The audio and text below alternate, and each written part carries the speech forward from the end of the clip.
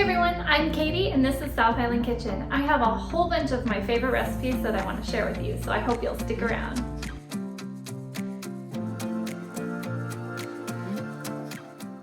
Hey everyone, welcome back to my channel. So I'm finally getting around to doing part 3 of my spring break mini series.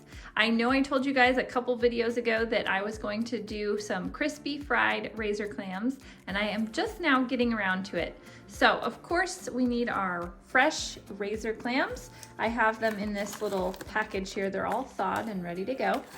We're going to need our flour, egg, and panko breadcrumbs for coating them. We're gonna season it with salt, pepper, and my favorite Old Bay. Fry them in some oil and butter, which is a little trick that my mom taught me. Adding a little bit of butter helps to make them a little bit more brown and crispy.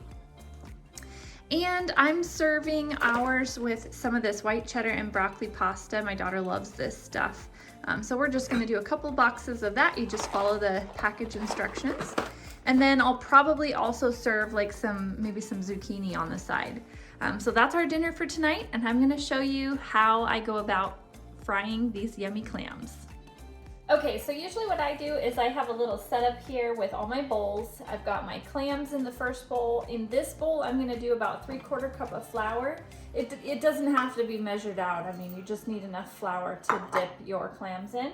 In the middle bowl, I have 3 eggs that I'm gonna scramble up. And then in this last bowl here, I'm going to shake in my panko crumbs. These are my favorite kind of crumbs. And then we can always shake more in there later if we need more. And then what we're gonna do is we're gonna do some salt into the flour here. Some salt going on there. Some pepper. And I'm always like pretty generous with the seasonings. I don't measure it, I just shake it in there. And then we're gonna do some Old Bay, which I love, love, love, love Old Bay. So I'm gonna be pretty generous with the Old Bay. And I'm gonna use a fork here, or you could do a spoon and just kind of mix this around, because we want our fried clams to be very seasoned and have lots of flavor. Okay, there we go. Then I'm also gonna do the same thing over here with the crumbs. I'm gonna add some salt, some pepper, and some Old Bay, and I'm gonna mix that around into my crumbs.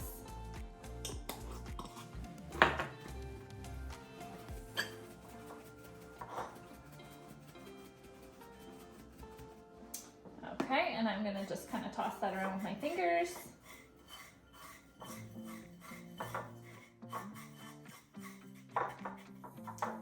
There we go. Okay, let me just scramble this egg up really quick. I have a big tray here lined with foil, and this is where I'm gonna lay my clams once I have them all dipped in the crumbs. I'm gonna lay them here, and then they're gonna just sit there and wait until I'm ready to fry them up. All right, so let's do this. Take our clam. In case you don't remember or you didn't have a chance to watch my other videos, I did a spring break part 1 and part 2.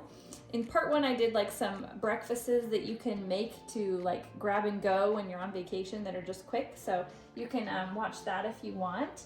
I'm going to link that at the end of this video. And then my part 2 was how to do razor clam chowder.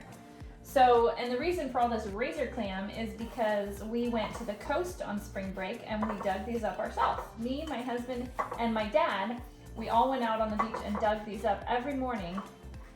And we each got our limit on all the days that we went out, so it was super fun. So that's why I'm doing all these razor clam videos. We've got our breakfast prep, our clam chowder, and now our crispy fried clams. Okay, so now let's do another one. So we're gonna do the flour on both sides.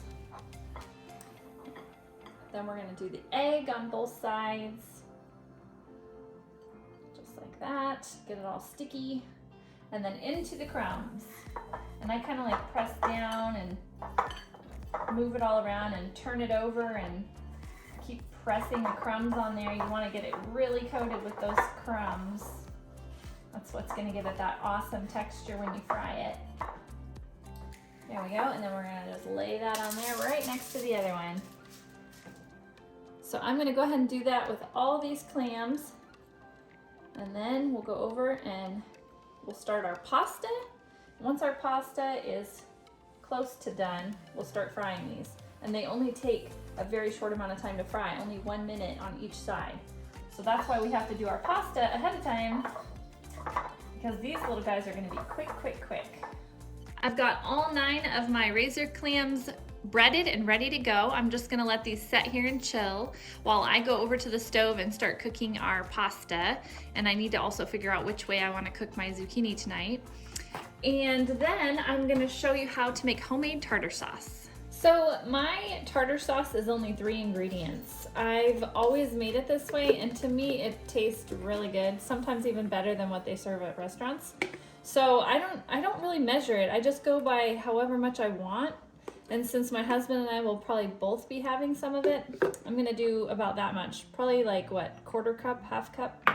And then I'm going to put in a spoonful of dill relish, maybe a couple spoonfuls.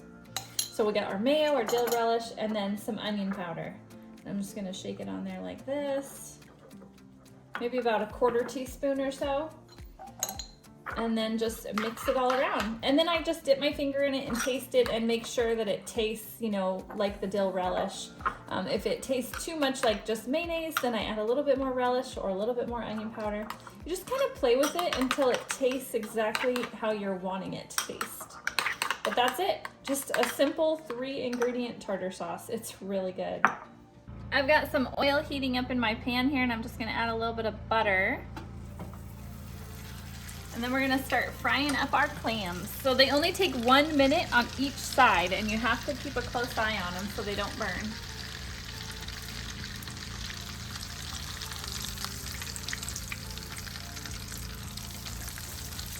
So I'm gonna do it in batches. I'm just gonna put 3 in my pan right now. I'm gonna set my timer for 1 minute. And we're gonna let those crisp up, and then we're gonna flip them over and set the timer for 1 more minute.